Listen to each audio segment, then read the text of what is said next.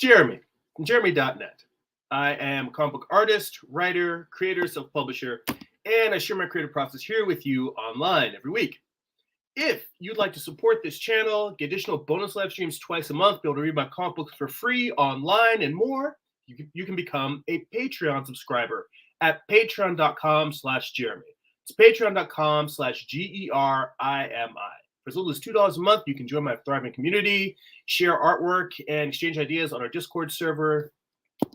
Head on over to patreon.com/Jeremy. If you'd like a free digital sketchbook, you can sign up for my monthly newsletter at newsletter.jeremy.net. I also send out blog posts that include work in progress animated GIFs, thoughts about the creative process, what I'm reading, what I'm writing, what's fueling my creative engine, all that delivered right to your inbox once a month for free. Head over to newsletter.jeremy.net. And if you'd like to purchase physical copies of my comics, if you read digitally on Kindle or Comixology, you can head on over to amazon.jeremy.net. That will forward you to my Amazon author page. You can pick up books like my first graphic novel, Eye of the Gods. This book is a psychological thriller about a man cursed with visions he cannot control. 144 pages, black and white. There's a flip through on the homepage of my channel where you can actually flip through the book and get a good look at all the artwork inside. Or you can pick up my most recent project, Morning Star. It is the story of Lucifer's fall from heaven, told as a Western. It's an 8-issue series. Volume 1 contains issues 1 through 4. Volume 2 contains the conclusion, issues 5 through 8. Both volumes have extensive back matter. Character designs, character sketches, script excerpts, page layouts, and more. I'll show you how I put the whole thing together. All of that, you can go over to amazon.jeremy.net. There's links for all of these in the description for the video. So head on over and check it out. So let's see here. We already got some people in the chat. We got Jay King rolling in. We got Byron's here in the chat. And by the way, Jay King, again, I can't remember if I mentioned it last week, but I wanted to thank you while you were here online to hear it. Became a new patron, supporting the channel. Greatly appreciate it, man. I'm glad you're part of the community. I also sent you a message on Patreon. We've got our art book study group happening this Tuesday. It's going to be 7 p.m. Pacific Standard Time.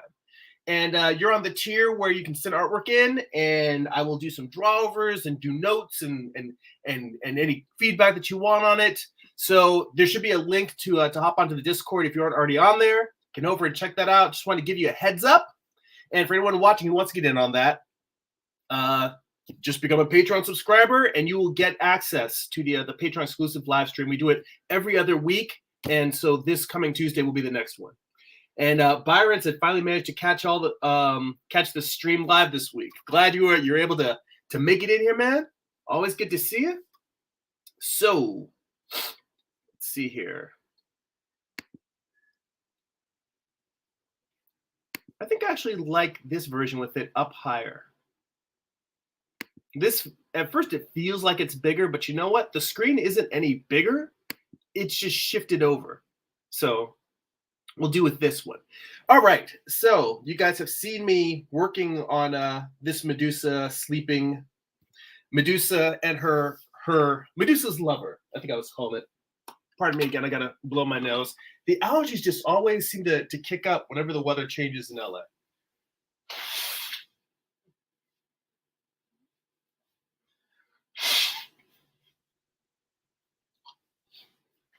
Apologize for that. It's gross. All right. So over here on the side, I actually have, these are some sketches I did from photographs. In fact, I can pull this over so we can see it a little bit larger. So these are some sketches I did from photos of like rumpled bed sheets, trying to get a feel and a look for how I want the sheets in the drawing to feel. So I have like 2 different sketches I did. You know, and it's funny, drawing sheets is like drawing like whitecaps in the ocean, like just drawing like ocean waves, because they don't follow a specific pattern. They just seem to kind of flow across the surface.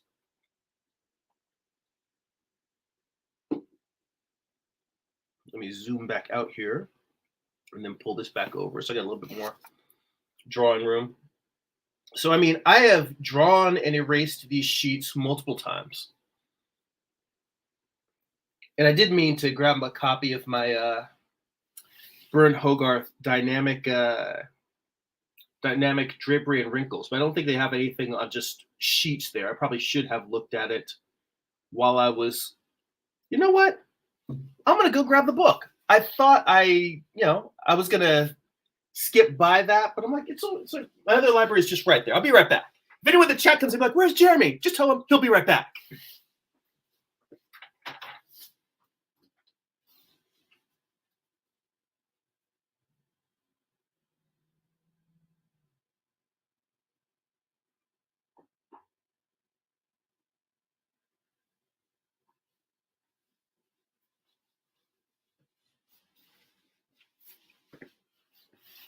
All right. So, Bern Hogarth, dynamic wrinkles and drapery. Now, as far as I know, this book is pretty much all figures and how clothing wraps around figures. I don't know if it has a section where it just has sheets of clothing, just large flat areas that aren't wrapped around a figure.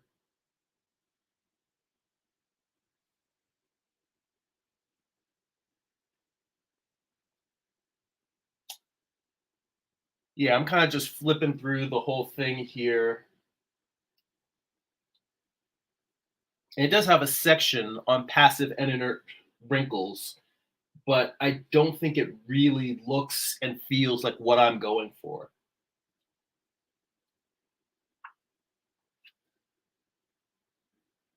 Oh, you know what? Actually, there is. There is a section.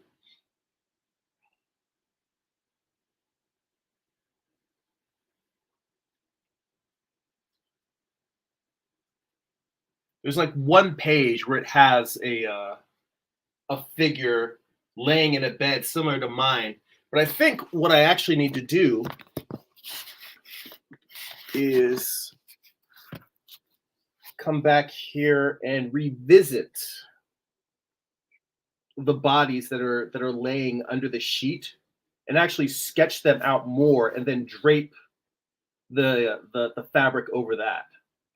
I think I was trying to get away with half-assing it.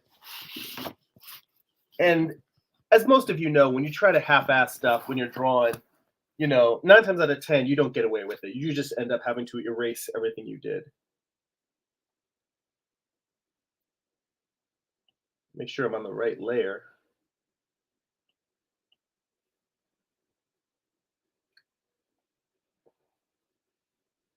Okay, I'm just going to erase all of this.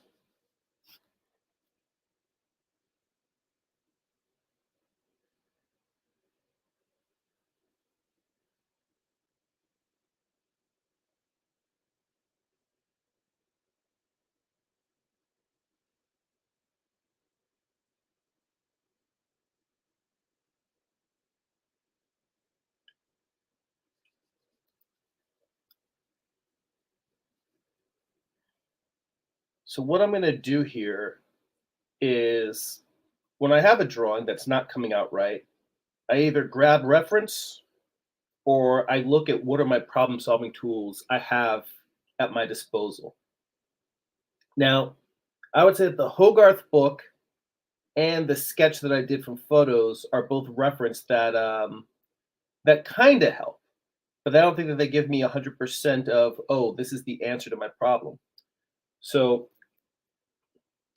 I'm going to try and I'm going to redraw something that I had originally put underneath this sketch, which was a perspective grid to try and show how the lines were coming forward off of the bed. And then I'm going to come in and draw the rest of the bodies of the two figures.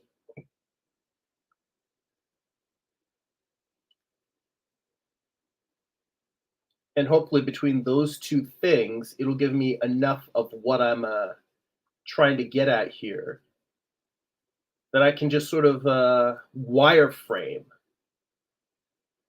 all of this. So I'm going to erase all of this because this layer is where I'm going to draw my corrections.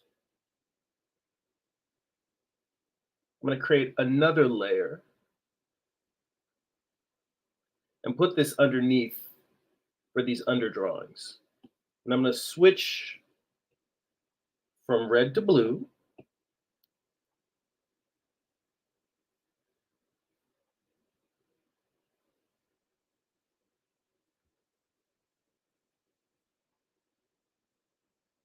Then we're going to start. So mind you, this isn't going to be a super accurate perspective grid. This is me just trying to get enough perspective in there. It's freehand perspective, just enough to give you the sense that she is laying on a surface. And I can already see that I need to make some adjustments to this serpent that's right here, over here on the far left, coming around the helmet. He's not really laying true to the surface. He's kind of wrapping around the helmet, but the way his body is arced does not jibe with that material. So I'm either going to have to make it, well, we'll see. I'm going to approach it open-minded and try to figure out a couple of different solutions so I see which one works. But the starting point is just getting a baseline grid to lay it on. And I see Amar is in the chat. And he says, looks like your piece is coming along. He's all, dude, you are so methodical with your drawing or pieces you put together.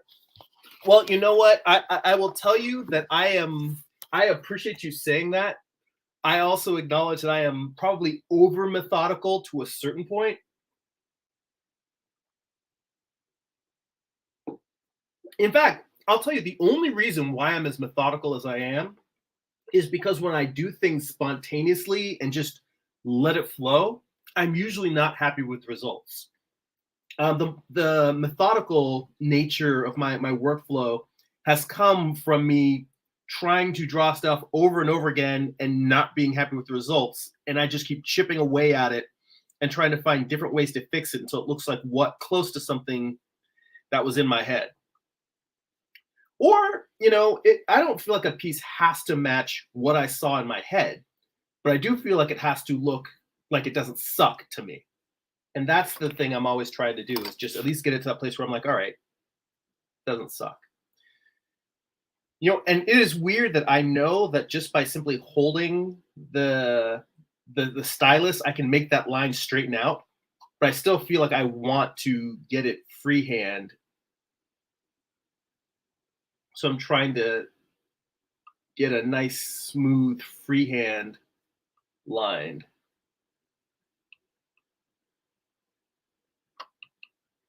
All right. So that's my my ground plane for the bed. And let's see here. Yeah, Amar says, I am go with the flow for art, but for writing, I'm a plotter, which I guess is weird. And he says, I'm sure you're probably a pantser for writing. No. I'm highly, highly plotted. I have a whole video. In fact, it's probably my most viewed video on YouTube, is my how to write a comic book from start to finish. And for me, it's like I start with a story outline. Then I break that down into a chapter or issue outline. Then I break the issue outline into page outlines. And then within the page outline, I break that into panel outlines. So it's almost like, imagine the reverse of a NCAA tournament bracket. It's like a comics March Madness in reverse. So I start with the overall story, and once I have that, I go into branching until I know exactly what actions are happening on every panel of the entire story. That way, and then I write the dialogue. Usually, it's not that I write the dialogue last. I write the dialogue as I go, but I don't force it. I will simply put in placeholder dialogue that expresses, it's more on the nose, as opposed to having the characters say things in a refined, thoughtful way. I literally allow the characters just saying what they're thinking, or just saying what would be a normal reaction to what's happening. And then when I'm at the stage where the entire book is outlined, So I write dialogue at each stage, at the story stage, at the chapter page, at chapter stage, at the page stage. As I break it down each of these, if I think of a line of dialogue, I put it in. And then when I'm down to the individual panels, that's the point where anything that doesn't have dialogue already, I will write dialogue for. And the things that already have dialogue, that's where I start rewriting. So I am highly, highly methodical in my writing. Let's see here. Yeah, Amar says, so you are methodical with everything. He says, I do the same for writing, but not for art. He says, I tend to do a combo of script and character description for my individual chapter stage. Let's see here. Now, at this point, I'm gonna try and block in her hips.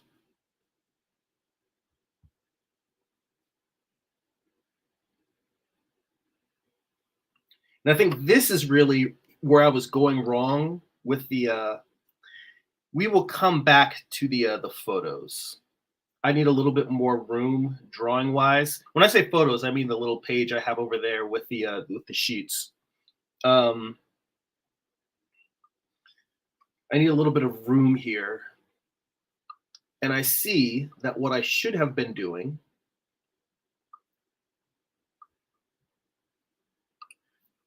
is that I don't have a sense of her legs underneath the sheet. And that, I think, is what will sell the sheets as feeling like they are actually, you know, have two human figures underneath.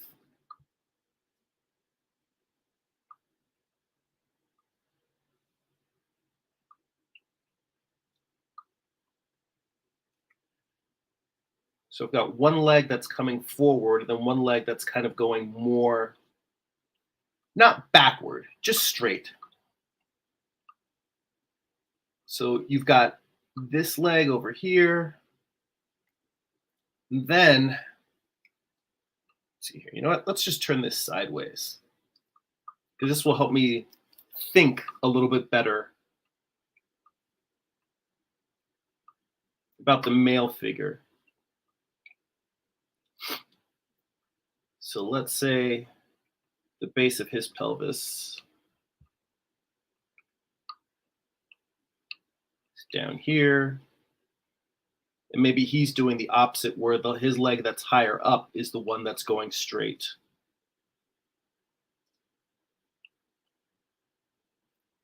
And then the one that's below is the one that's coming forward.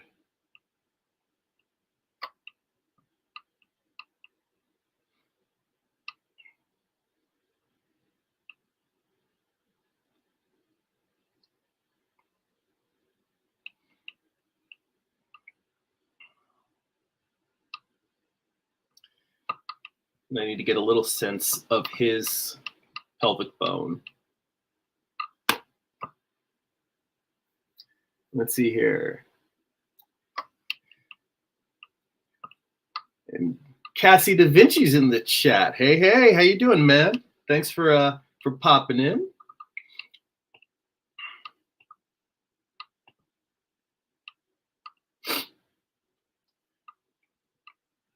So just doing some problem solving here on this piece. You know what? I know I can go ahead and erase all of this. So I'm going to go ahead and draw a line all the way down. Since this is a separate layer from my my main drawing, I'm not that worried about messing up the lines that I have underneath. I want to get a sense of his whole torso so I can draw through. So let's say, all right, base of his torso is here.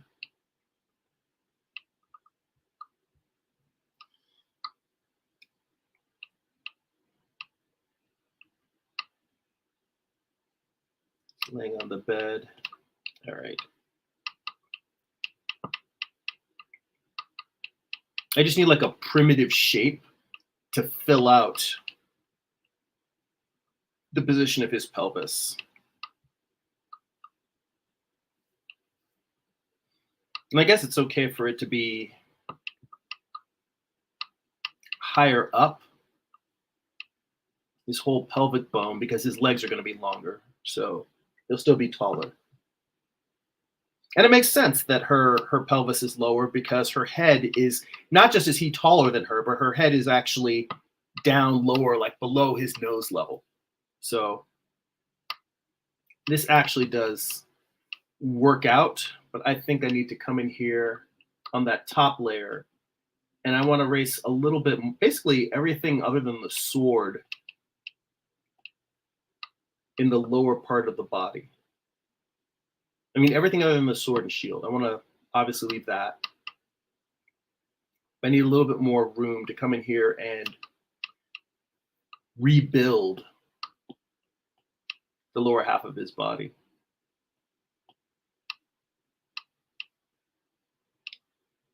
Let's say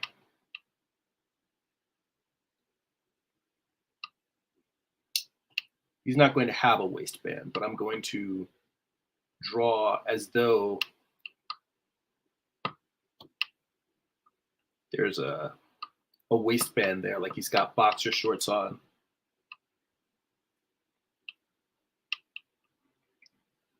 And let's say that his external obliques are resting right here.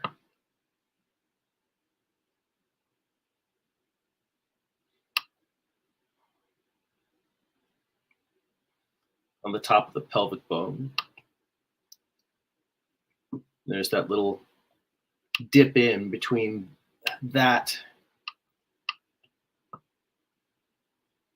and then the hip muscles come in.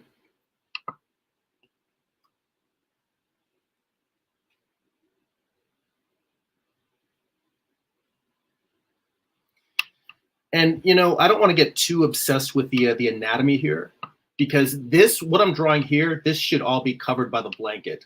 My main point in drawing this is that I can get the legs in the right place, because the legs are what's going to help define the shape of the drapery that's going over the lower part of the body.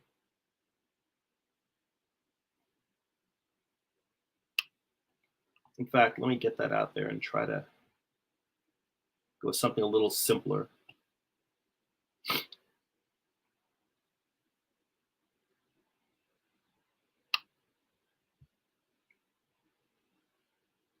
Normally, I would be worried about tangents here, but because this is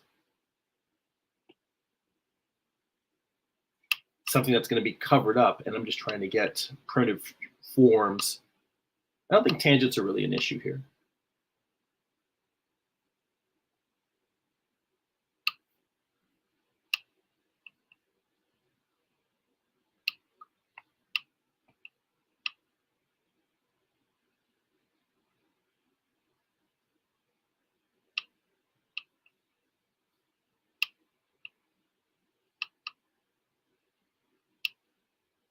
All right, so now I have a basic structure to wrap the sheets over.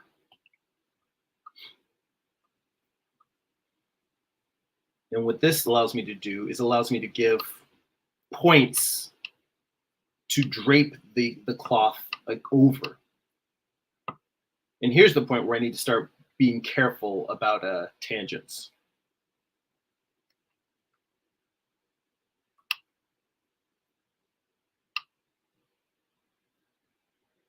So let's say erase a little bit more from the above layer.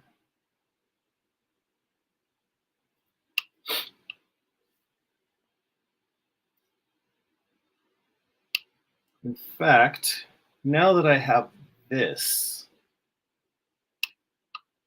I think what I shall do is take this layer below and let's bring the opacity way down. Oops. I may end up bringing this down so low that you guys might not be able to see it, because I want it to be so low that I can barely see it. And then I'm just sort of building on top of that little framework that I have for myself.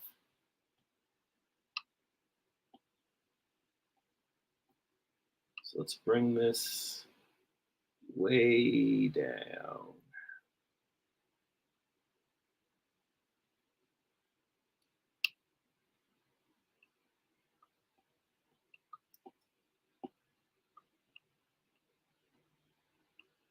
We'll go back to red. So yeah, I'm looking on the monitor. It looks like you guys could still probably see that. It's pretty faint, but that's what I want. I want to have enough of it there that if I erase, I can see the underneath, but not so much that's going to be distracting as I draw on top of it.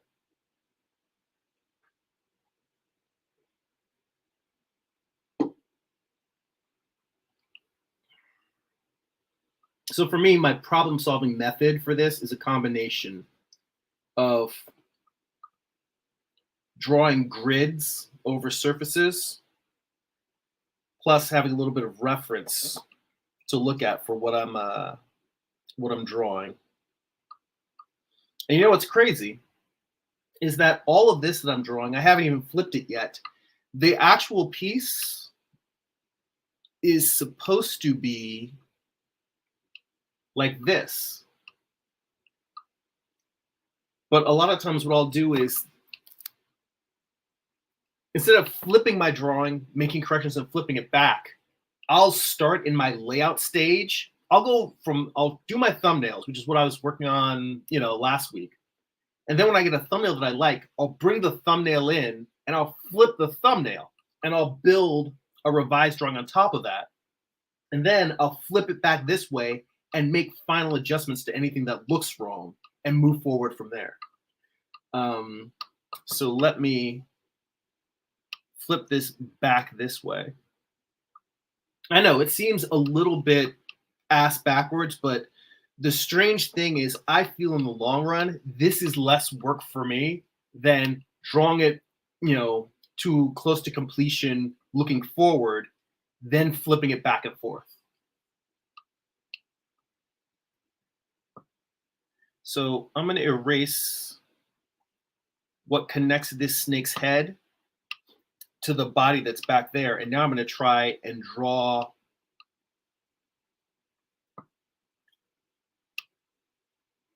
enough of the body that it feels like it makes sense in terms of the ground plane that is underneath.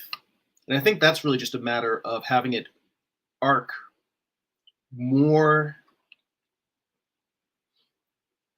out like this.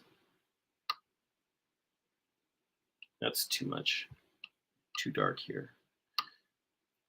More out like this,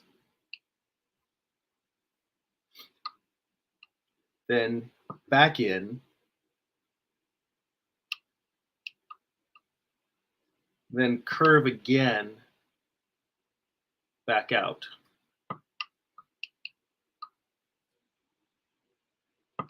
That feels a little bit better. Although I also think I need to, I've got a tangent here. I've got to make a decision. Do I want to cover up this little corner of the helmet or not? You know what? That makes the tangent even worse. It's probably better to just pull it in so it's not covering it. Actually, I think now that I look at this, I'm not happy with that serpent head. This is why things take so long. I'm drawing, I look at it, and I'm like, huh. It's just not quite there. And this is something I know that I've talked with a lot of other artists. I've talked with you guys before a lot about the perfectionism and the need to overall correct and change things. But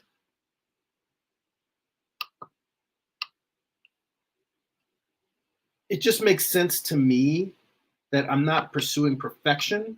I'm just trying to, if I see something that doesn't look right, I don't think that's the same as trying to get perfection. It just means like, if I can, that's the question. If you can make a drawing better, it's not a matter of just being like, I'm not happy with this, I'm going to keep going until, I reach some majesty to perfection. But if it's like you just simply see a flaw and you're like, oh, that's in the wrong place, is making that correction perfectionism? Well, I guess the real question is, it depends on how much of a pain in the ass that correction is.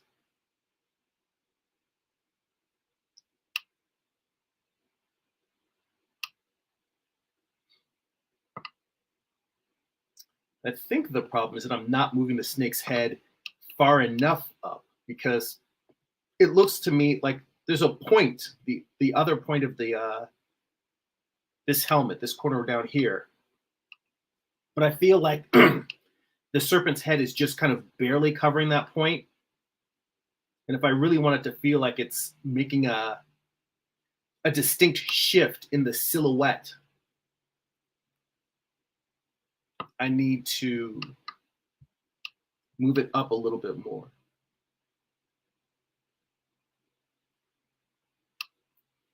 Maybe I have the snake's head turning inward, like the snake's head is moving into the helmet. That's a thought.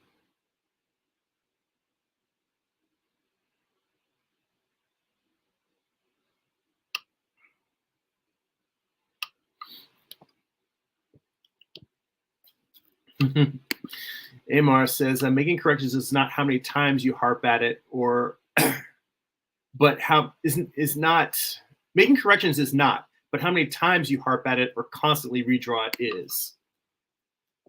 That is a good point. Well, I think that's what I was meaning in terms of like, it depends on how much of a pain in the ass that fix is. Because, if you simply see a mistake and you're like, okay, let me just move this over and boom, it's corrected, then you move on. But I definitely also go through points where I will make a correction and I'm like, wait, that wasn't it. Not that it wasn't wrong, but the thing I tried in order to correct it didn't correct it. And I'm like, all right, well, I got to try something else. And I got to try something else.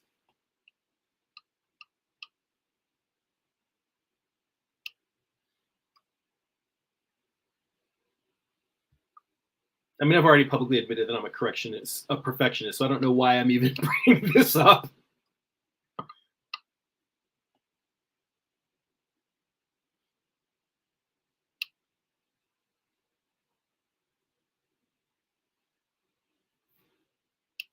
You know what?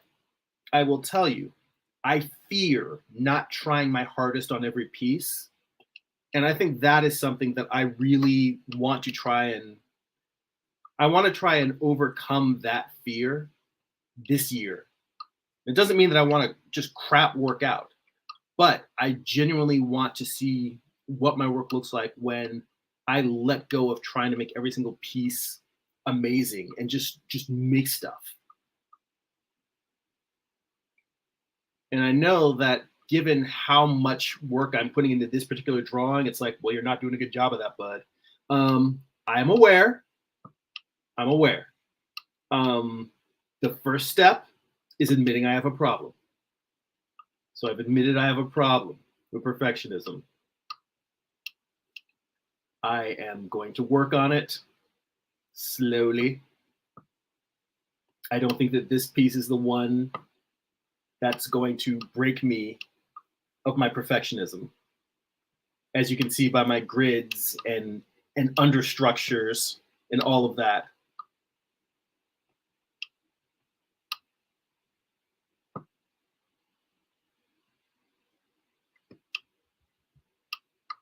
But I'll get there. Let's see here. I see Emmanuel is in the chat. Thank you for joining us. Byron says, correction of flaws within ability, I don't think is perfectionism necessarily. I will say a large part of perfectionism is a lingering sense of dissatisfaction that leads to impulsive overcorrection.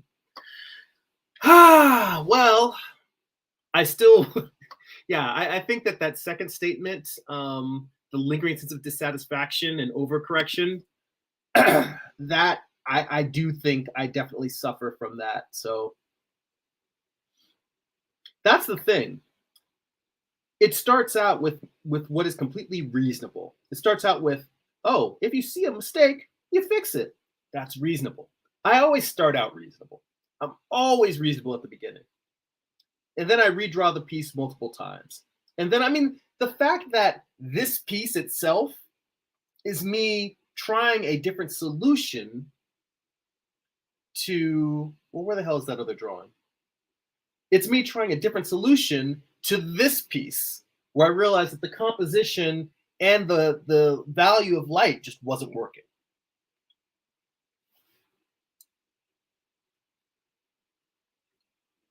So, and I was very happy with the line work of that drawing. I was very proud. Like, I was like, wow, I really killed it on this one. I brought my A game. And yet, I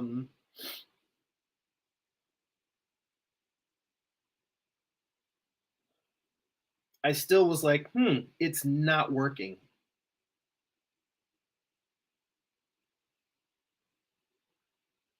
I think that's the thing, is a lot of times I try to be more of a perfectionist at this stage early on, because once I get a drawing that I really feel is solid, the rest of it really does feel like it falls into place.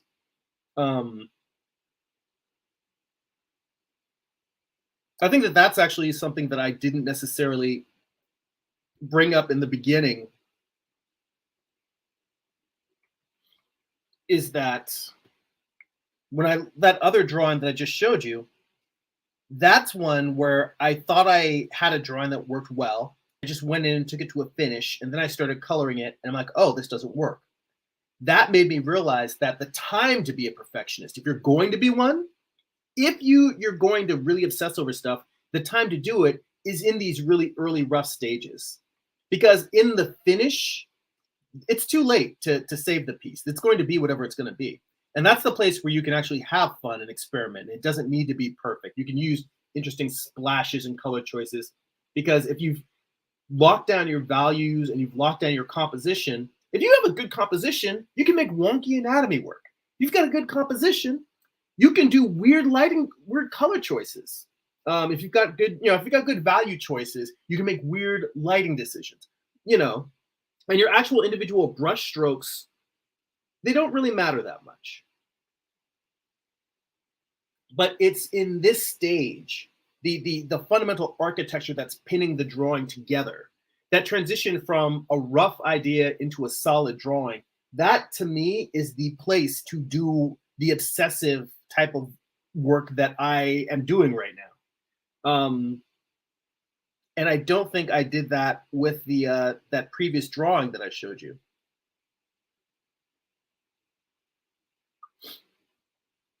What's funny is I have one of my more popular prints is one I call Medusa Descending. And in that piece, it's Medusa. It's just her upside down with her snakes like kind of flowing from her head. And that was one that was a study for that other piece that I just showed you. Let's see here.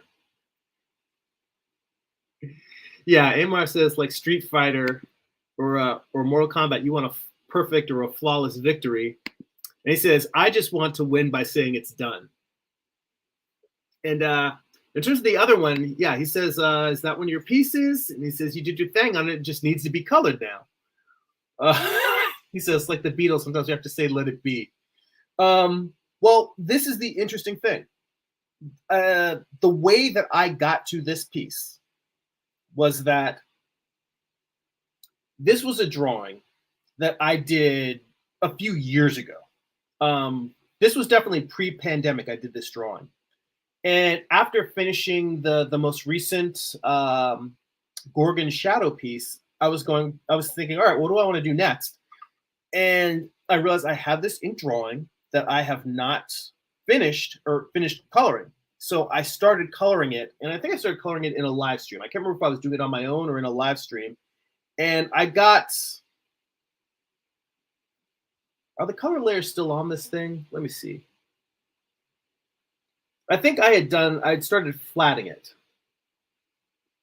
And when I finished my flats, I was looking at it and I just realized it didn't read as a statue laying on sheets wrapped around a woman. If anything, the woman felt like more of a statue. So I realized I had to really completely rethink the value structure of the piece. And that's when we go to those sketches, those thumbnails, that sheet where whoops, I don't want to move that around. Where Martin came in and gave the suggestion about them facing each other in different poses. I was going through here and I was working out different value structures for this composition. And I felt like this value structure felt a little bit closer. But in doing that, I said, well, let me just experiment with the same idea, but just look at it from different angles, literally visual angles. Like in terms of, instead of being above their bed, are there different angles that would look better? And when I tried this angle, immediately this rough sketch I did, I'm like, oh, wow, I love this. This feels like this works for me. And that's how I ended up with that piece. And already on the sheet, I've got 1, 2, 3 more in the series that I'm going to do. And I still haven't come back to try and redo this one. I've just moved on to, so in that sense, I found something better and moved on. And even in doing this piece, I'm going to have 2 versions. So I'm going to have the candlelight and the moonlight version. And in my thumbnails, I came up with the idea for doing a Buddha Gorgon. So it's like a large statue with a third eye open with serpents. I don't know. I don't know why I'm obsessed with the Gorgons, but they really speak to me visually. And I'm not even a big snake person. I used to be very afraid of snakes until I forced myself to. I've told this story before on the stream, but a neighbor of mine had a boa constrictor. It was a baby boa constrictor, so it wasn't like a big, massive snake. But I forced myself to handle the snake because I wanted to confront my fears. So I have held snakes since then. I can hold them. I can handle them.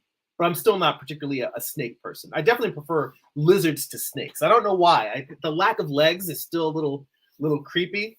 But for some reason, Medusas I'm obsessed with. Gorgons I'm obsessed with. I don't know why visually. Let's see. Amaris is in the chat.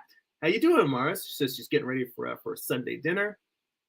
Let's see here. Amar says, in terms of the other piece, I don't think it's a failed piece. It can still be a good piece in stark contrast or color. It can work. It can still work. You just have another version. Let's see here. I think you have a good point there, but in trying to figure out what the colors were that would work, it made me say that it's sort of like if you poured the foundation for a house and you realize that the foundation is wrong, you're like, well, I've already poured the foundation. I guess I'm just going to have to build the house so that we'll work with this wrong foundation. In my mind, I'm like, well, let me just tear the foundation down and make the house that I want to make.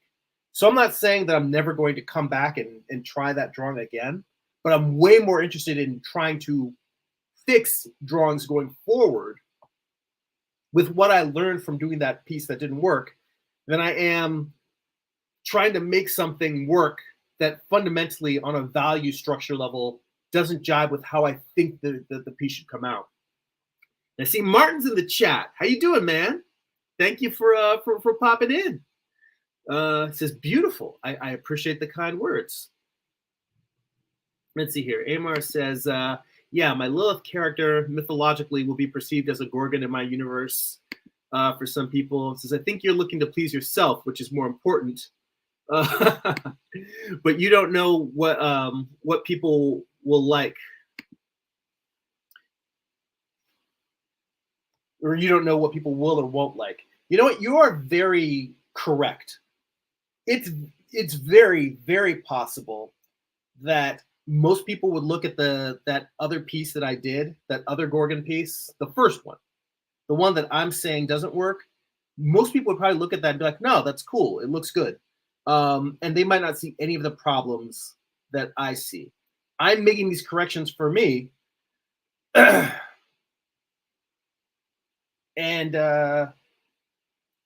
You know, it's like I see what does and doesn't work for me, and I want to fix those things. So you're right. You're very right. All right. So I fixed that one serpent that's looping around. Now, the question here is if I've got some sheets, they're going to be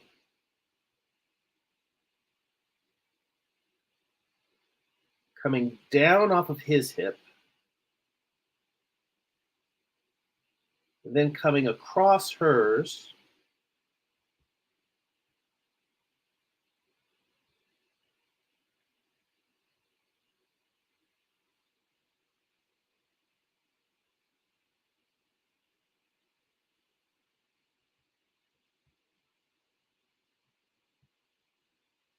Let's see here.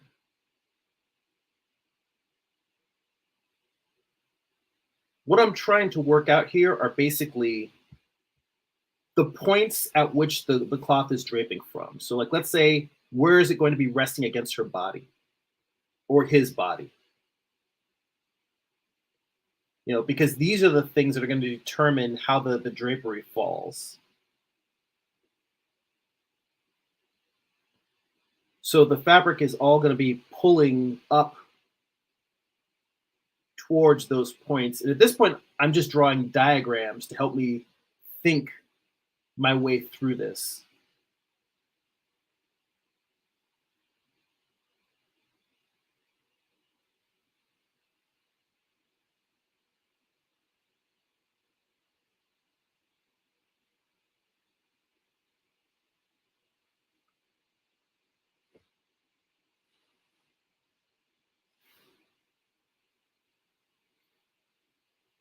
And then Amor also finished that last thought in terms of I don't know what people will or won't like, and he says also what they will buy or not. Very true, very true.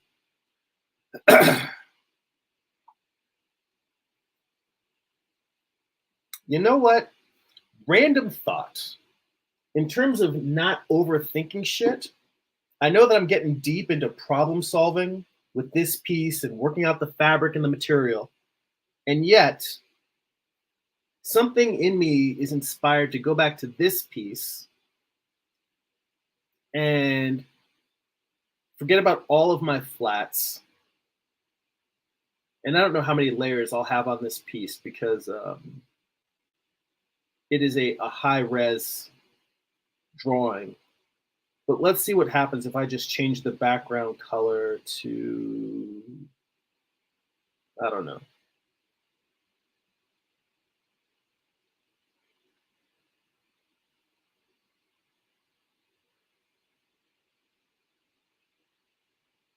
Something warm or something cool.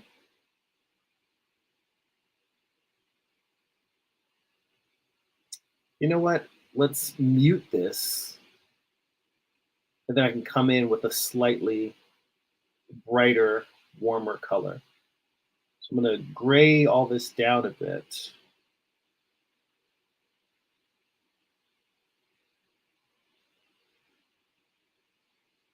And then let's just see what happens if I just paint. Oh, I've already hit my maximum number of layers on this thing. This thing is huge. I must have scanned it in super high res.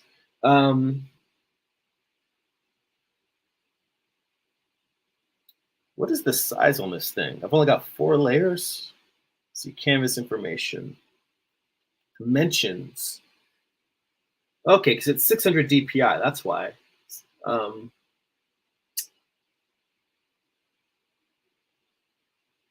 Let's see what happens if I drop this down to 300.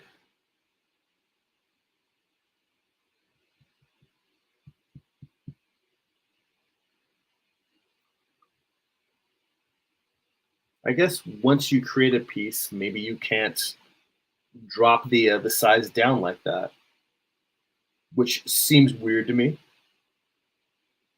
You can't resize and adjust the canvas. That is odd. That's very odd. I bet you there's a way to do it, and I don't know what it is off the top of my head because I'm tapping the numbers trying to get it to let me edit it, and it is not. But if I really wanted to, I could just create a new canvas that's the correct size and drop the line art into that. So let's say, let's try this instead.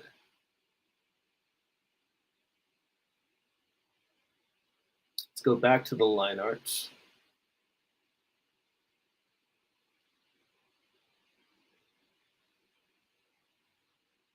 It's on multiply. Let's switch it back to normal.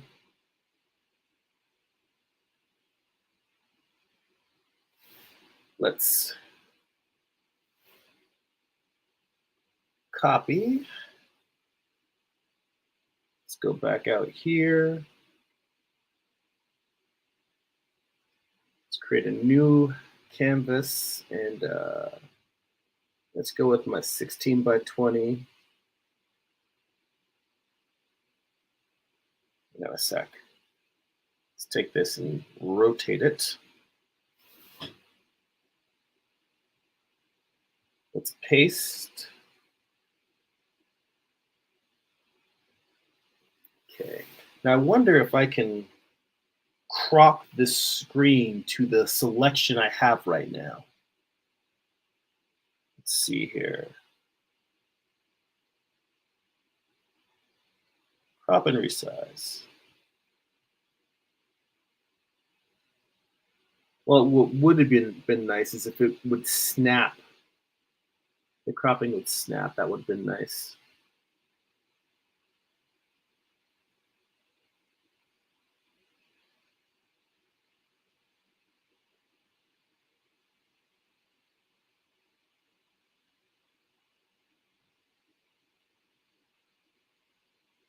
But you know what? Can't always get what you want. I wonder, can I increase the canvas size by cropping out that way? In Photoshop, you can, but I've actually never tried this in Procreate, so let's see what happens if I do it. Yeah, you can totally add to the canvas size by doing it that way. But that isn't what I want. So let me undo and crop it correctly. But it is good to know if I ever need to add some space to a canvas, I just use the crop and resize and add some space.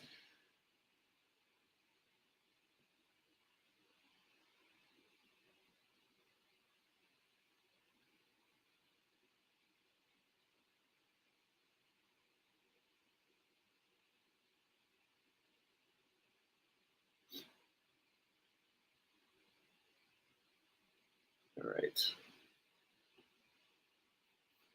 You guys are like, what the hell is he doing? Yeah, I know. I was working on the other piece. I'm thinking I just want to see what happens if I oh wait, this isn't on multiply yet. There we go. Multiply. I want to see what happens if I just go in here and try to color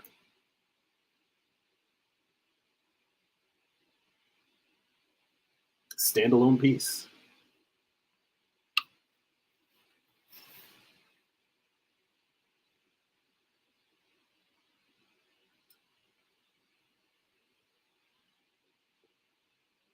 If I come in here with some magenta, no, I want the background color the way I had it. Let me undo.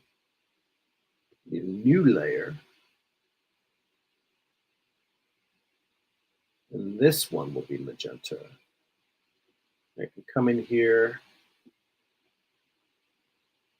a nice large brush.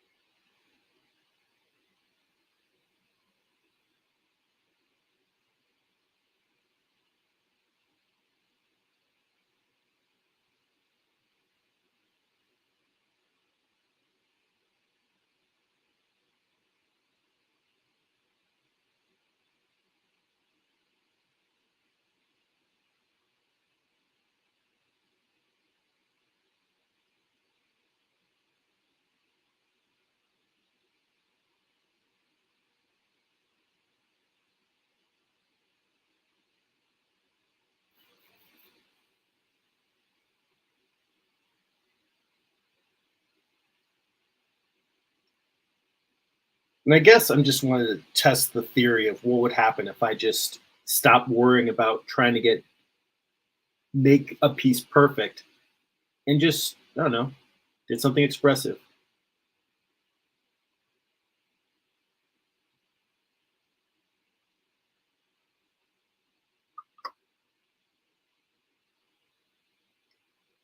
Maybe even intentionally coloring outside the lines a little bit.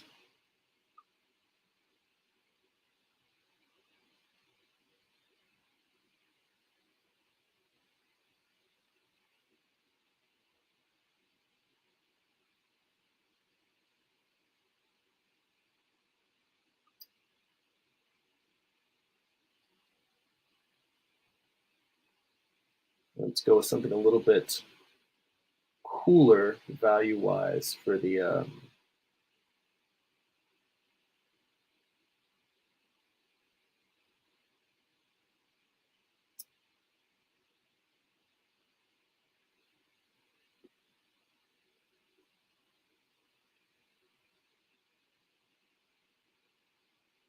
more saturation. Yeah, maybe something like this for the serpents.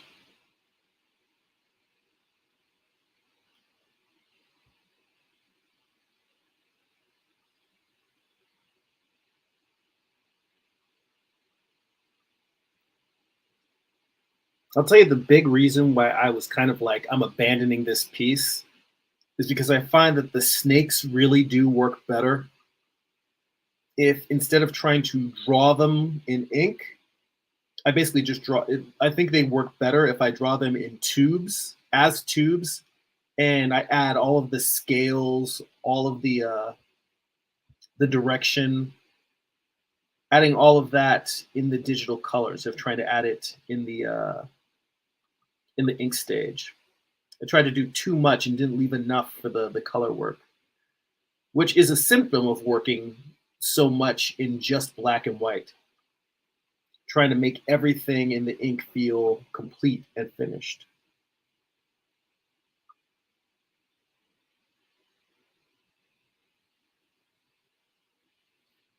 Let's see here.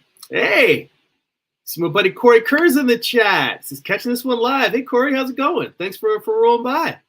Um, let's see here. Amar says this is different for me than the style you did for your comic. Says it feels more like hair that happens to be snakes. Yeah, well, again, I think that that's one of the reasons why I wanted to abandon this piece is because I feel like I am still learning how I want to draw gorgons. And this piece, I was very proud of it in terms of like how much drawing I did and all the details with them. But yeah, I feel like this is more of like they could just be really thick dreads, which originally that was the idea, is that they were thick dreads and then you realize that they're actually snakes. But now when I draw gorgons, I feel like I'm drawing them with fewer snakes, but I'm really specifically making them look like snakes as opposed to making them look like hair. And that's something that has changed over the course of me drawing these experimental pieces.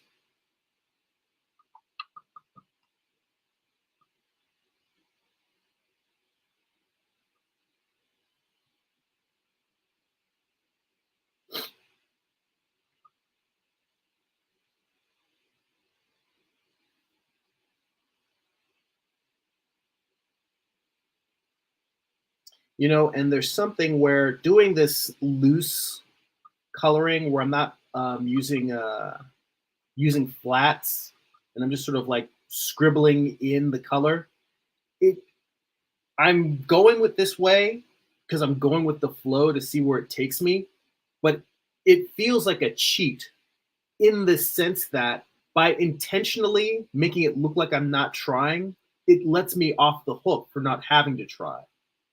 You know, it means that, you know, I am acknowledging that it's not going to be perfect, but it means that then I don't have to take the time to carefully mask everything out to try and get these boundaries to look good. Because I think if I just colored them with flats the way I normally would, I don't think it would look that good.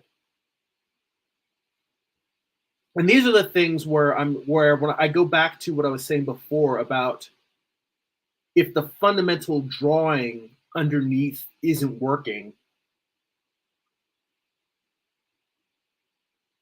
then that's the stage where I'm like, oh, that's what needs to go back and be fixed. And that's what led down this entire path of all of these other versions of this illustration that I've done. These other versions that have popped up that I'm looking forward to, where they're separate pieces that are just variations on this theme.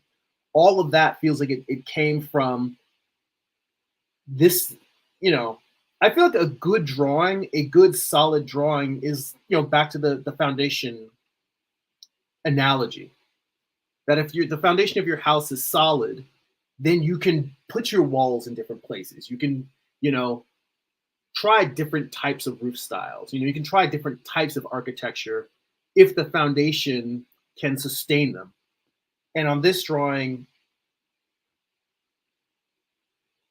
it's not that it is a just one-to-one bad drawing, but it is definitely one where the foundation doesn't give me the flexibility to execute this in different ways.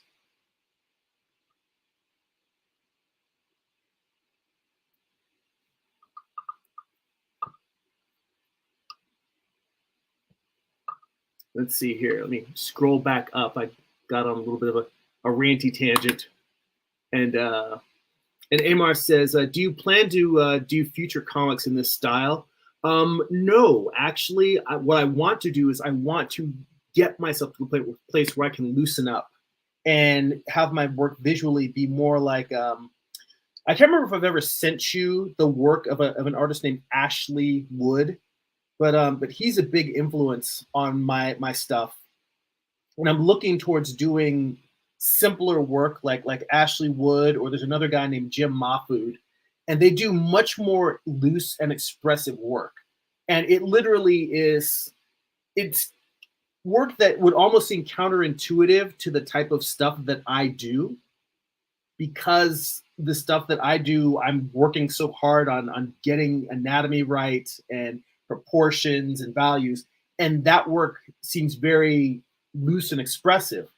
But the reason why I obsess so much about getting my work more expressive, why I'm obsessed about getting my work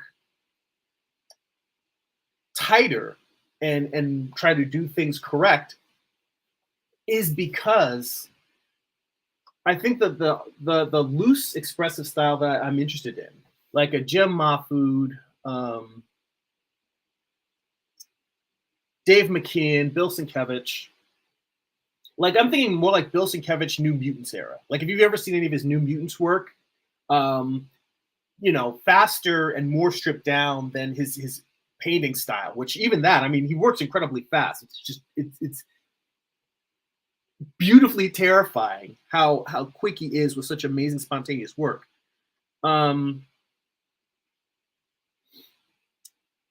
That type of work is more of what I want to do. But I realize that these guys that do the expressive work that I'm a fan of, it's because their draftsmanship is so strong that it can support it. So I've spent years trying to improve my draftsmanship with the express purpose of trying to get good enough to do that type of work. And now I'm at the point where I'm like, I don't know if I'm going to get much better. I better just get to making the stuff I want to make.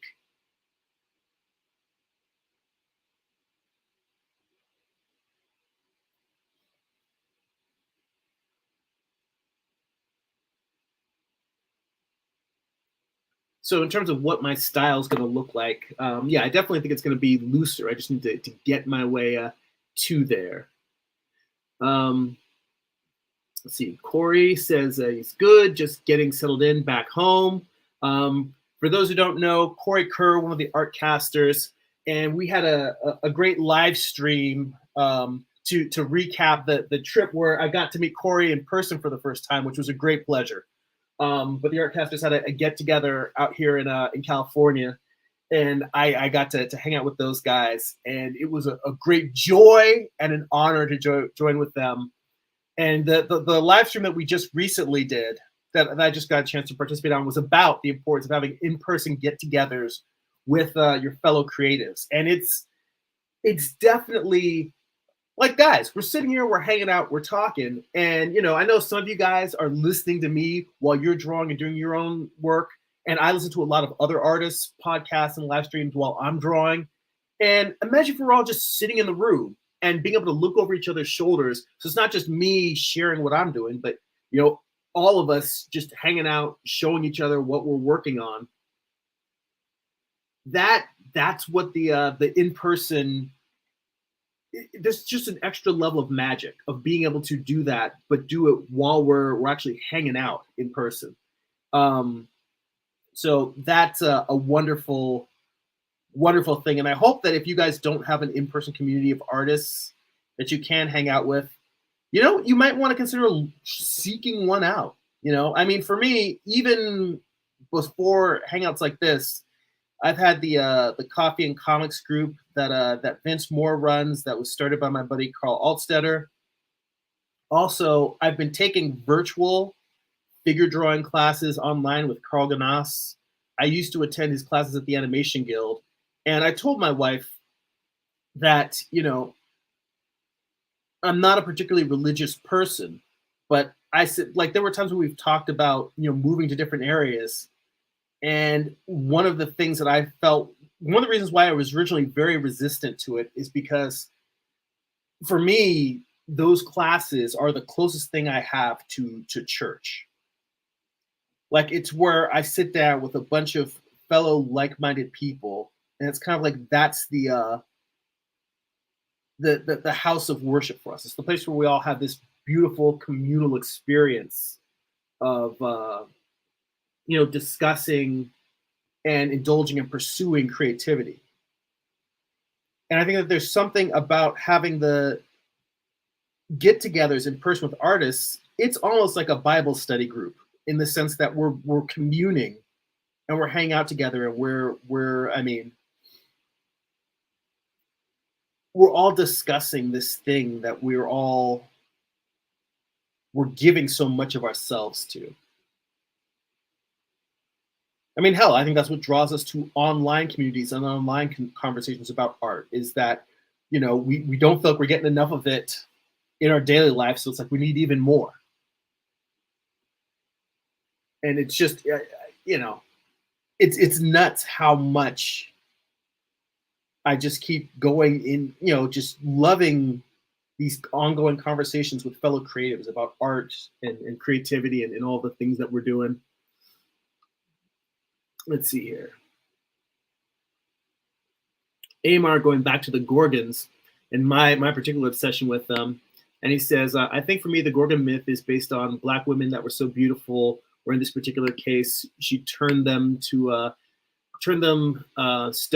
and her hair could only be described as snake-like versus real snakes. So like long, thick dreads, how they can be perceived via stories handed down from generation to generation. Well, yeah, that's part of the reason why I've that was another thing that I actually wanted to come back and revisit in terms of my Gorgon, because I thought this one also, she does not feel Black to me. And I realized that was the direction I was going in, was like specifically making the Gorgons I was doing going forward to be more Afrocentric. That doesn't mean I'm never going to draw Gorgons of different ethnicities.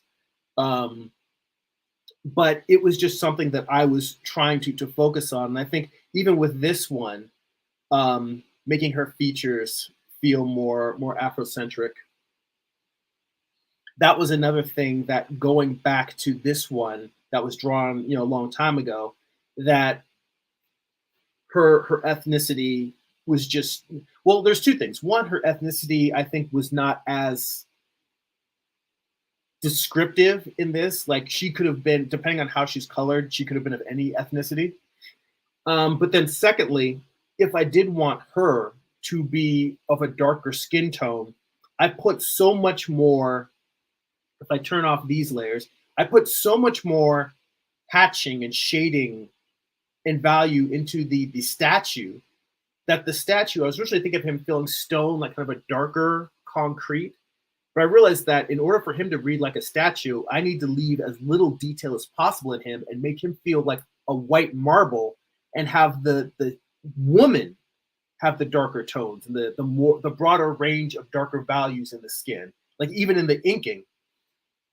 And that was another reason why in this piece I was like, this one doesn't work for what I'm going for. It's like as I was making it, I started figuring out what I wanted.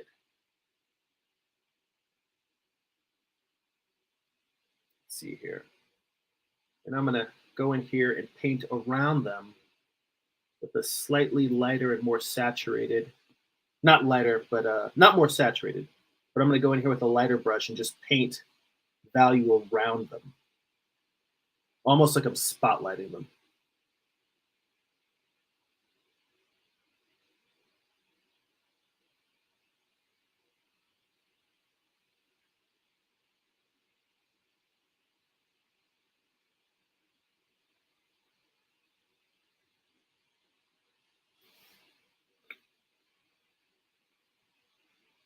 Let's see here.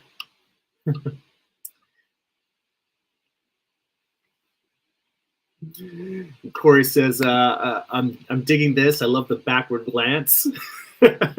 AMRC says, see, I'm not alone. I appreciate the feedback, guys. I mean, I honestly, I in terms of what I like in drawing, the other one that I started the stream working on is more of what I prefer. But I was like, all right, let me loosen up. I keep talking about needing to loosen up. Let me come back here and play with this and just see what happens if I treat this as play instead of a labor. So I'm just going to play with it and see where it goes. But let's see. Yeah. Corey also mentions Jim Mafu, the artist that I mentioned before. He says, has crazy loose art. He says, I'd find it hard to get to that level of motion. Yeah, that's the thing that I find so fascinating about his work, is that the lines all feel like they are thrown down haphazardly, yet somehow they all feel right. Like it's almost like he could tap into the universe and surrender his brush and his drawing hand to the universe and let the marks just go where they go, and they land in what to me seems to be like they couldn't have been anything else. And I'm like, how does he do that? It's amazingly fascinating to me. And I actually want to go back and read more of his Girl Scouts series. I know he just had a recent trade of it, but my library has some of his, I think the second volume of his book. But yeah, I don't know. Maybe it's because, maybe this comes down to the fact that I'm not trusting the universe enough. If we want to get cosmic about it, if we want to get woo-woo about this, maybe this is me not trusting the universe. I'm trying too hard to impose my will on something that needs to just happen. That could be very much the problem. That might be exactly it. That might be 110% it.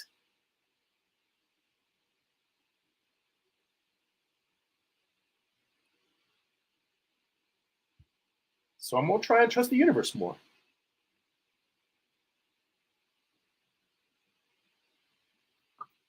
Let's see here.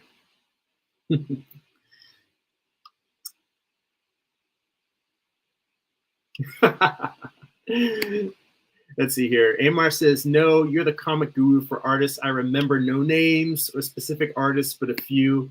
Well, you know, I don't know. It depends on how much. For me, it's because I've spent so much time reading comics in my teens and early 20s.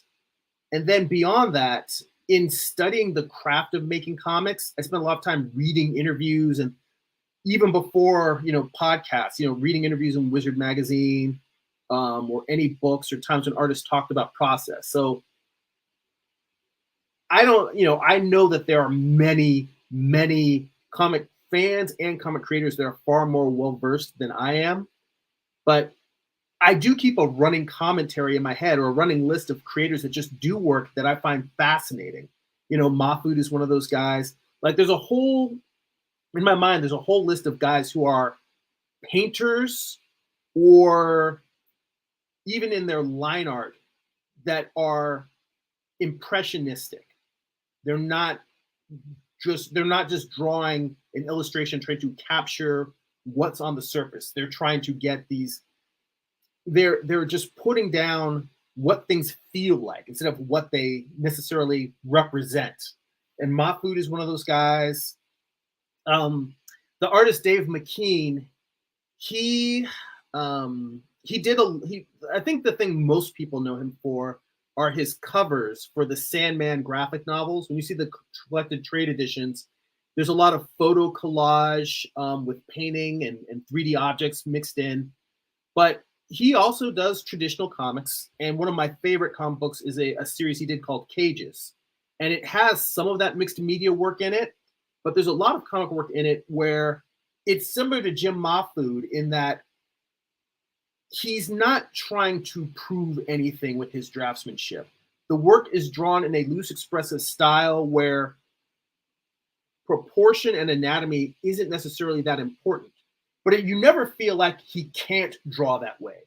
You know that he can, but he's drawing in a way that he's concerned with expressing the ideas, and he's not concerned with impressing you with his line ability, which I know that's something that you've pointed out before, Amar, and just talking about like, it's not about showing off, it's about getting the thing down. I know you don't necessarily follow artists, but I think you should check out Dave McKean, particularly his drawing and his comic work. Because he's a guy I think would be after your own heart in terms of just how beautiful it is. But he's still, it's just expressive. He's not trying to force you into seeing or thinking or feeling. Well, he's forcing you into feeling, or he's luring you into it, but he's not doing it with like, oh, look at how much hatching there is, and this lighting is so sick. It's not that kind of thing. It's just, it's the expression, the emotion that he's conveying. And I find that kind of thing astounding.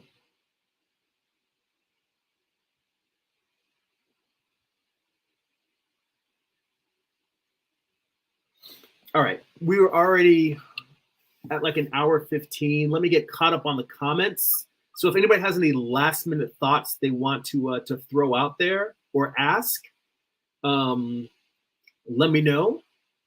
And because then I'm gonna wrap things up with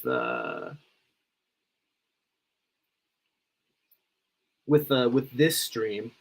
Now that I'm putting these other values in here in the sheets, I'm not sure if I want to keep her the super bright magenta. I'm already second guessing my thoughts, but maybe I need to just leave it and not second guess it. It's like, all right, well, I tried that. Is what it is.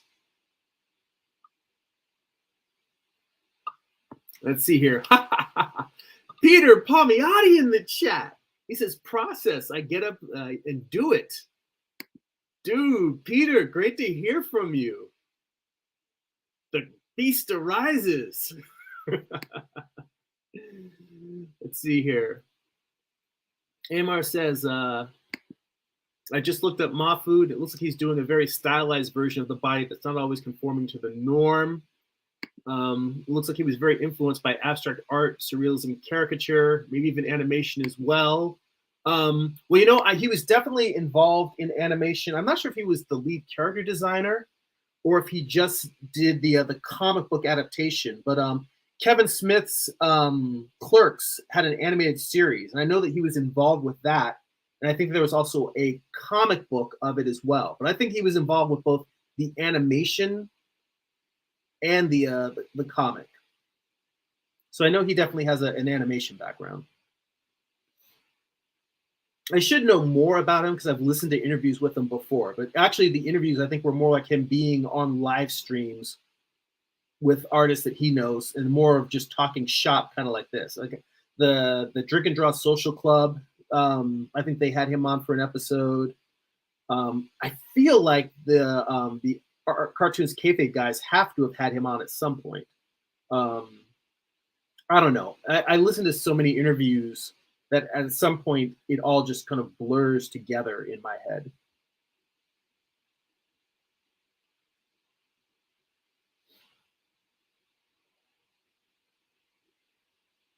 See, this is another thing. I'm very rapidly discovering that sheets are much better drawn without line art. Just doing just the values, much like the snakes, which is leading me actually away from all of the drawing that I do and more into saying, huh, maybe I need to do more open line work and just let the color and value do the heavy lifting for me. I'm getting pulled in a lot of different directions all at once. I don't mean in this particular piece, but I mean where I am in my life creatively right now in terms of process and material and value and all of these things. We just wanting to be more experimental. Let's see here. And Peter mentions Justin 3000 has colored Jim Mahfood's comic work.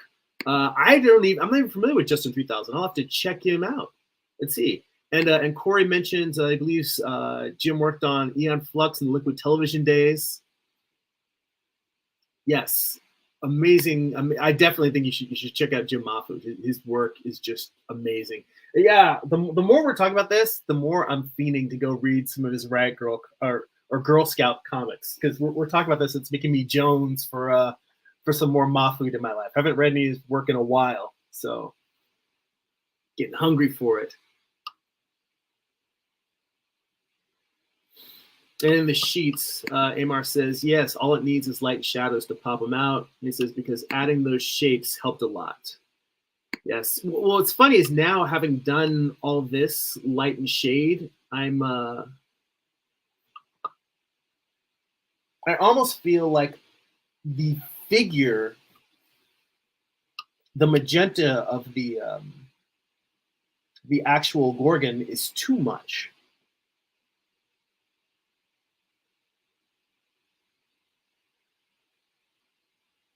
I don't know.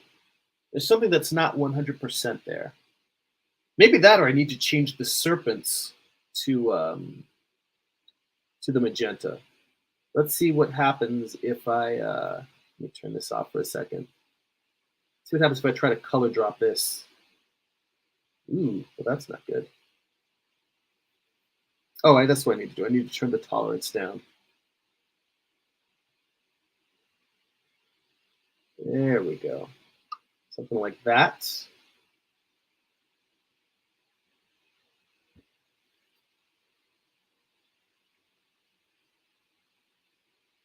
Yeah, I don't know if that's any better.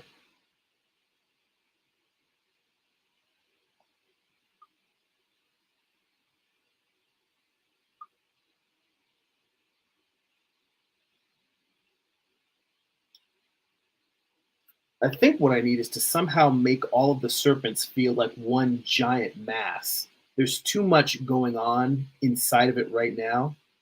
And I think what I need to do is just come in here, take this brush all the way up,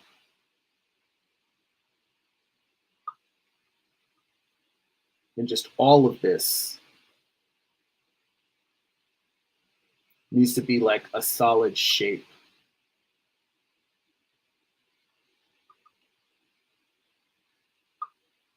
That I think feels a little bit better to me.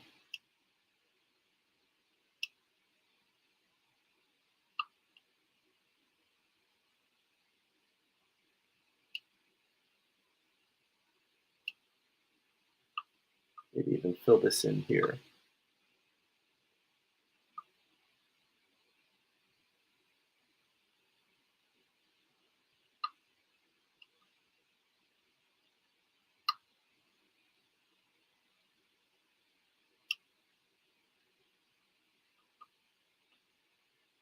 Something like that, maybe.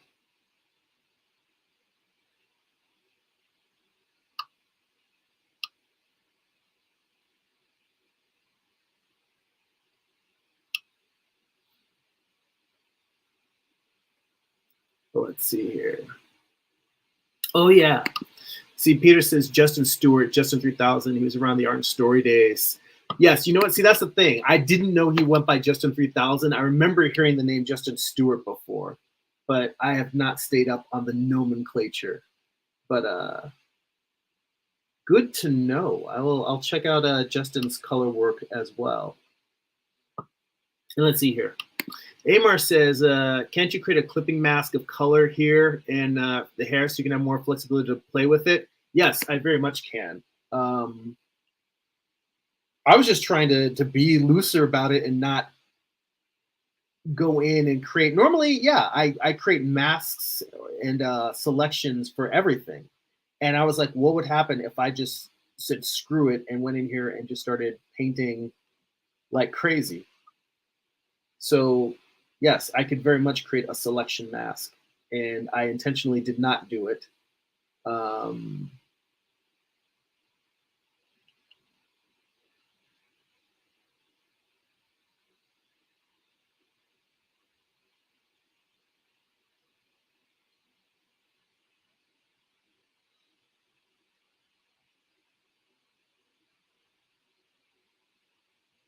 I think this is what I needed, which was large blocks where it didn't feel so much like there were little bits and bobs in here, but more like she has almost like a halo of magenta around her.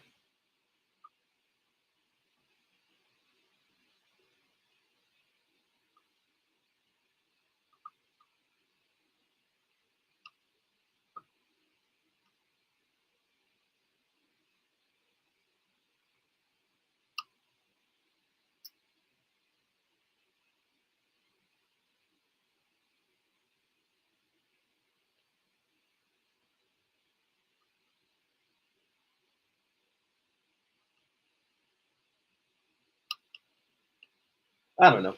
So, what do you guys think this piece needs in order to bring it in for a landing?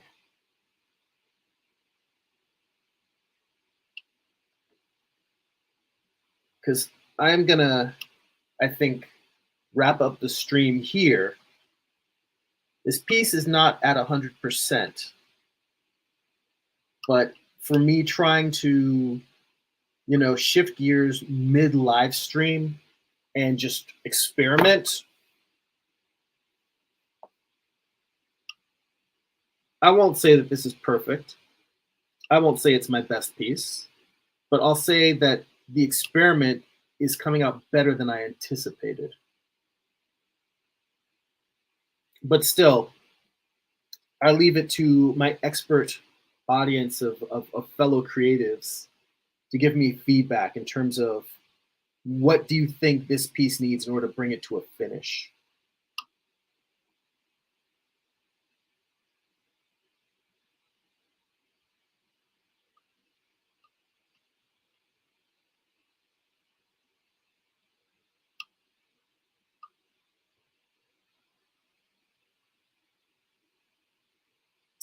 Let's see here.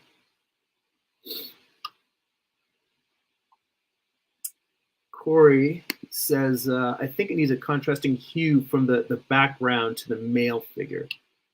Let's see here. Well, originally I was going to let the male figure melt into the background because he's supposed to be stone. But we can try something.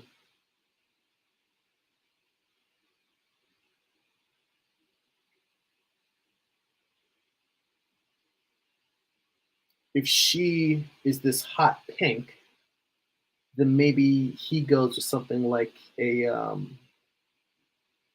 full cyan. Let's give that a try. This I am going to put on a separate layer. And I'm going to put on a layer underneath. Let's see here.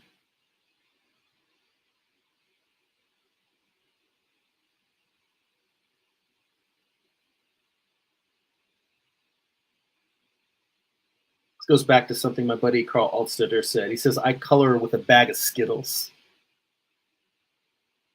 like oversaturated, super bright. And I do agree. I'm pretty nuts with this. Instead of doing subtle tones and values. What I can do here is I can take this and dial it back a little bit, either in terms of changing the hue or just dropping the opacity on this so it starts fading in.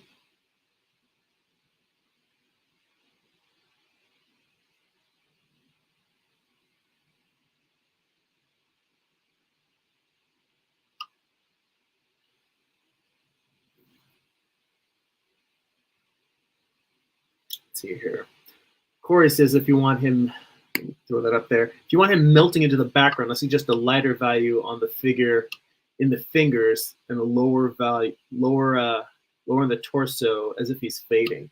Well, you know what? Let's try this. Let me completely clear this layer. Come on. There we go. Let's switch to an airbrush.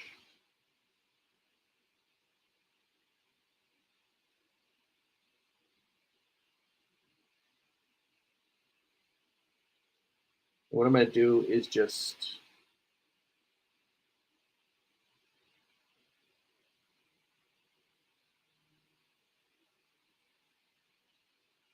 come in here and then erase down.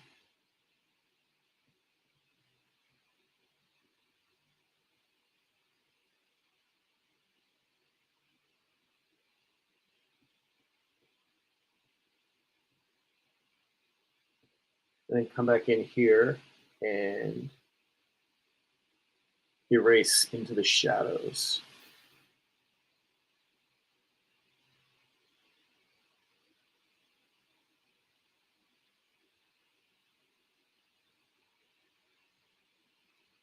Kind of like doing the cut gradient method, except without taking the time to properly do the cutting with the lasso tool. Instead, just erasing out areas where I'm not going to have the light coming in.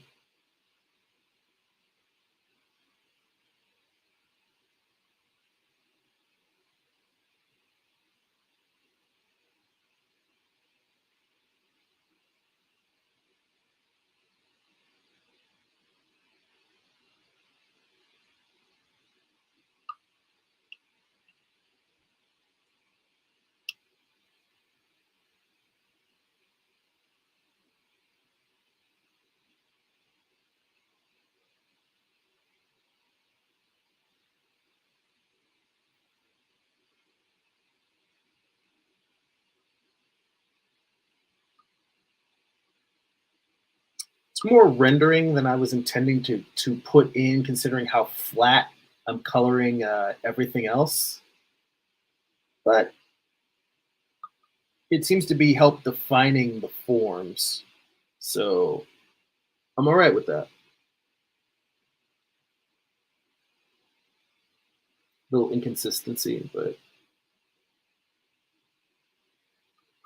I mean, hell, this was a drawing that I wasn't even planning to finish. So the idea of coming in here and doing some stuff that's inconsistent, it's all just an experiment. It works or it doesn't.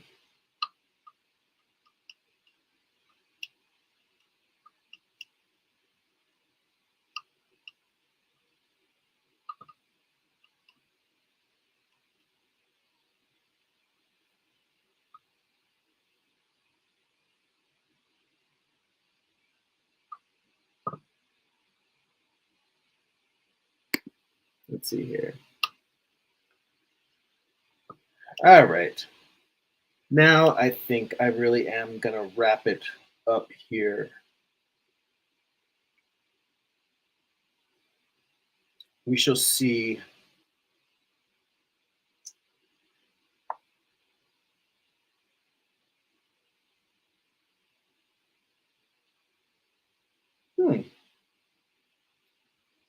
What if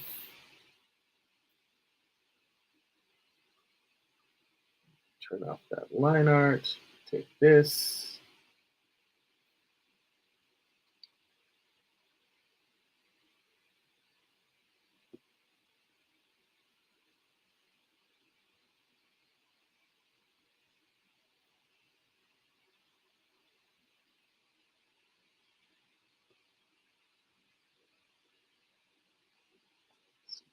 Gradient map.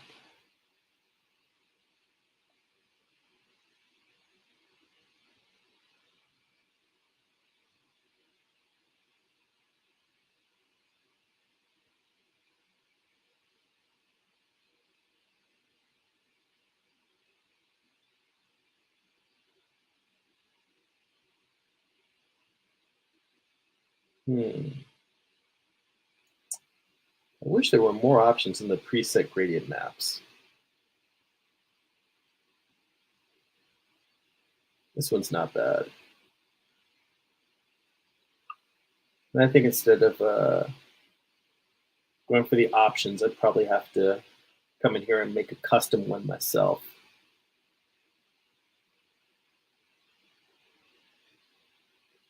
I'm not even sure if gradient maps are the way I want to go. Let me undo that.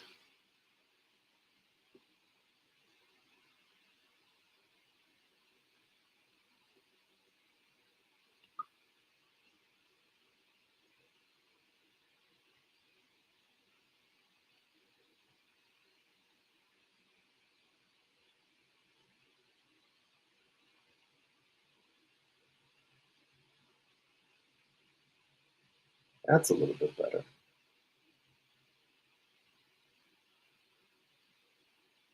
I do find it interesting that it's changing. I don't have anything selected, and yet it's changing some of the things to some of the line art to blue, and some of it's leaving black. But I think it might just be a matter of what's the color that's underneath it.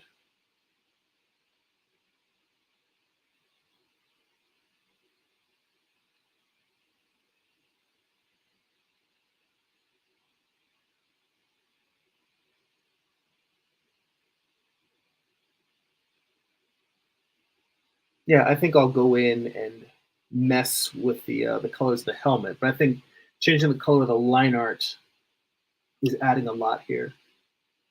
All right, I can sit here and futz around with this forever. We're pretty close.